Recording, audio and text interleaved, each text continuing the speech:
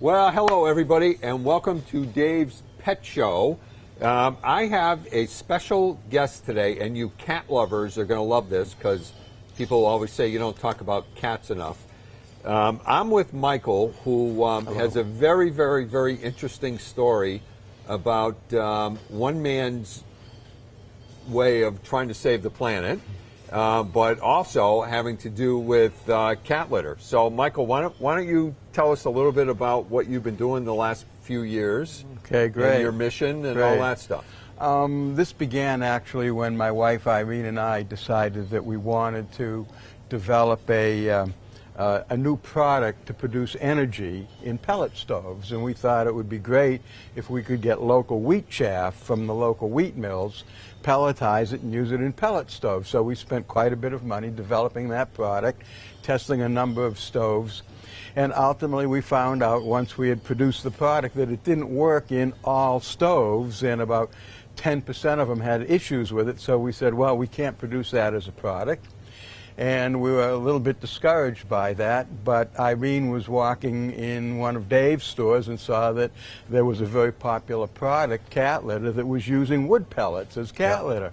And she came home and she said, you know, I saw wood pellets being used as cat litter. And I felt, wow, well, that might be a little bit rough walking on, kind of like walking on pebbles on a beach. Maybe we can do better. So we went down and looked at the product again and said, we can do better. So what we did was we took the pellets that we had been planning on using for an energy source, and we crumbled them, and they made even a better cat litter than an energy source, because we could buy all of our products local from local grain mills. So wait a minute. So I'm going to interrupt. This is what I do. I don't let anyone talk. That's good. Right. I didn't realize there were local grain mills. Yes. Oh, yeah. We have grain mills in Albany, and we have grain mills in Ayer, Mass. And what they do is they take whole wheat, they mill the outside of the wheat, the chaff, to produce white flour for those places that want white flour. We take that chaff and turn it into pellets with no other chemicals. There's no clay in it, there's no chemicals, there's no nothing. So this is just, no silica. This is wheat. This is wheat. If you weren't using it for cat litter, you could, it would be in whole wheat. In other words, this is the same food that you eat when you eat whole wheat as opposed to wheat flour. So we were able to buy locally, everything's within 80 miles. Create some local jobs, working with some local farmers in processing the material. And I said, well, maybe we could go down and talk to Dave, see if he'd be interested in private labeling this. And so we were quite happy when Dave said, sure. It's Irene and I working small business. Dave, a local businessman with a number of stores, he said, well, this is great for me, it'll be great for you. So that was the beginning of our relationship. This time around, of course. So I think I met you a long time ago. So what's fascinating to me is that this is, so there's no chemicals, and then we've been selling this for a while, and the people who use it just absolutely love it. Yes, they do. So if you have a cat that's allergic, and so now Michael is an expert on cat litter. Tell me the benefits of this over, let's say, a clay litter. Well, in a clay litter, clay, first of all, comes from quite a distance away. Some of it even comes from China. So when you look at the energy and the transportation and the fuel that's in a box of clay litter, there's quite a bit of environmental issues that you really need to think about. This is all purchased locally. Right. So which is really, this is a segue into what you're all about. Well, what I'm all about is it's a broader mission that I'm interested in, because I feel that our planet is at a very critical time in human history, and we have environmental issues, we have economic issues, there's a lot of poverty, there's a lot of hunger out there, and by creating alternative economic options for communities to use, we believe that we can eliminate a lot of the issues, homelessness, poverty, reduce it, and eventually eliminate it. And I, being kind of a utopian thinker at times, felt that we could create a structure. This is your way of... yes, we got support from congressmen and local senators and economists, educators. And so over the years we've created this structure, And now what we're doing is creating an industrial base to help support that system, which you'll be hearing about more. But you were our first supporter. Yep. And what we did is we added some cost on for you, Yep. and we take that and we use that to support the maintenance of the nonprofit organization to begin to develop this. So we thank you very much for that. Of course. So now, because my customers are pretty fussy. Yes. So because of the way this is processed, also it absorbs. Yes. Like Odors, unbelievably. yes, Right. it's highly absorbent. Right. It does clump. Yeah. It is well, let's talk about clay for a second. There are some folks that feel that clay, when cats lick it on their paws, can get into their urinary tract and clump there. This won't do that. This is completely non-toxic. It's safe for kittens as well. Plus, you can toast it after and have whole wheat. We litter have done toast. that in tougher times before we met you. Right, I get just a little peanut butter on here, but organic peanut butter. Yes, organic only. peanut butter, non-GMO. Right. So it comes in, I think it's a 20 and a 40-pound bag, and and it's not that expensive. So this is cat litter like this works the same as dog or cat food. Cheaper. What makes one litter better than another is basically how long is it going to last? Yes. And the harmful effects on the cat. Absolutely. And, some cats are so finicky, they don't like this litter, they like that litter. So first of all, I will say that if you buy the litter and the cat doesn't like it for some reason, just like with food or whatever, and I always say, why can't cats be more like dogs? You bring it back. But the fact remains that this is highly absorbent, no odors. So a lot of cats really have allergies and have all kinds of reactions to different kinds of litter, which is now, a big thing in the litter is no deodorants and odor-free and all that kind of stuff. Yes. So you don't have to worry about any of that stuff. And you create local jobs and you support local that's the next efforts. part. Yes. Right. And from an environmental point of view, oftentimes food, for instance, travels, the average a bit of food travels 1,500 miles before you get it to eat on the table. This doesn't. This is traveling 100 miles. It's being processed within that 100 miles. Right. And the fuel usage is much less, so that's got a great advantage to us. And in the scheme of things, so Michael's pretty, he's pretty humble.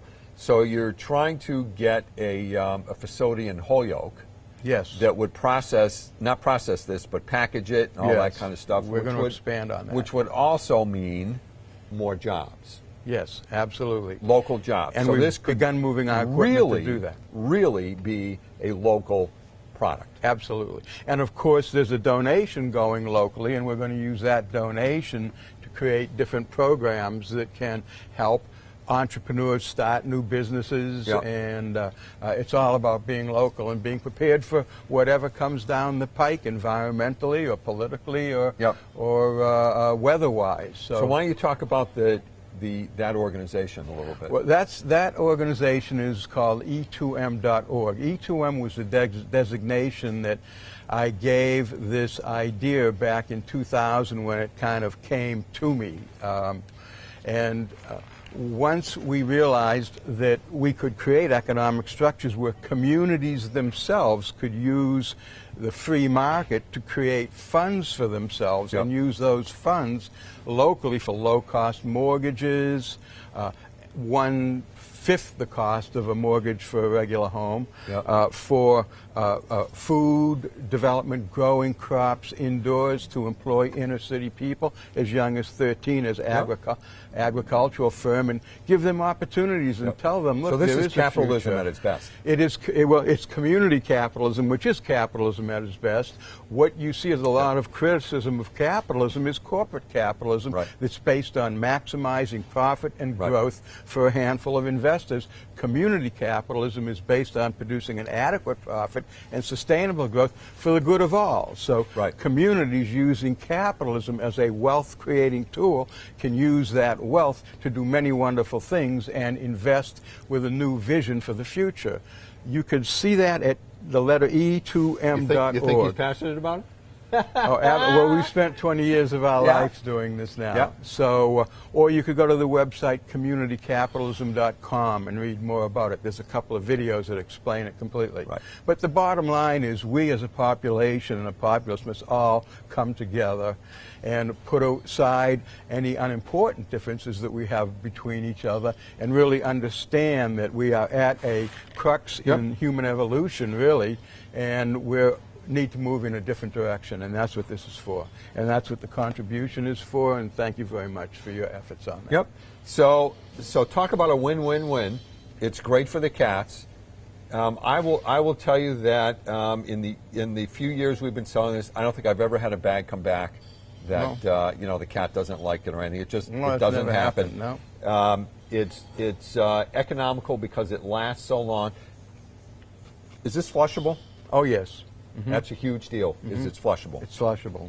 Right. Absolutely. Right. Even if you have a septic, can you put it in a septic tank? Or- It will break down. It will break down, yes. of course, because it's It's a completely natural organic material which breaks Right. down in water. Right. What you can do is also landfill it. You want to clean out the solid The waste, yeah. waste, but you can also put this in your compost pile. Yeah. Right? How do you not use it? It's just right. It's just Yes. it's great. It's a win-win-win. Well, thank you for your support. Yep, For the so, folks well, of you thank out you for there that doing are this. buying it. We appreciate it. Yep. Irene and I, and our kids. It helps ourselves in our Yep. semi-retirement. Of course, we're not retiring by any stretch of the imagination. But thank you all for and you. Well, you're in your 80s now, or are you? No. Oh. I'm 71. Oh, all right. I now, thought you were in so your 80s. We've got plenty of time. Oh, all right. So anyway, folks, so it's it's not a fancy bag. So Michael and I always go back and forth. It's in a plain paper bag. The whole deal is not fancy. It's just to keep costs down, and And paper is all natural, biodegradable, recyclable. We're not Right. using plastics or Right. plastic-based inks. And Right. you were very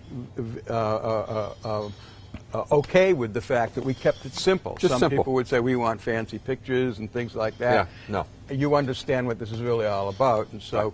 we're not trying to dazzle you with packaging. We're trying to dazzle you with a what's great inside the with a great product that is just for your cats. It's just win. So anyway, Michael, just keep up the good work. Thank The you. world is a better place for with people like you. That is an All honor kidding to aside, hear from you, and you too. Despite what your wife says, you're a good guy. I understand. And Yes. don't go away, folks. We'll be back with Matt. He's got something new he wants to show off. And also, thank you very much for everyone out there watching that supports this product. We appreciate 3 million it very people. much. Yes. Did you know that? How many? 3 million people. Oh, really? That's Yeah, the no, most I've I ever just- spoken I to at lied. any one time. Okay. Yeah, right. We'll take 30,000 too.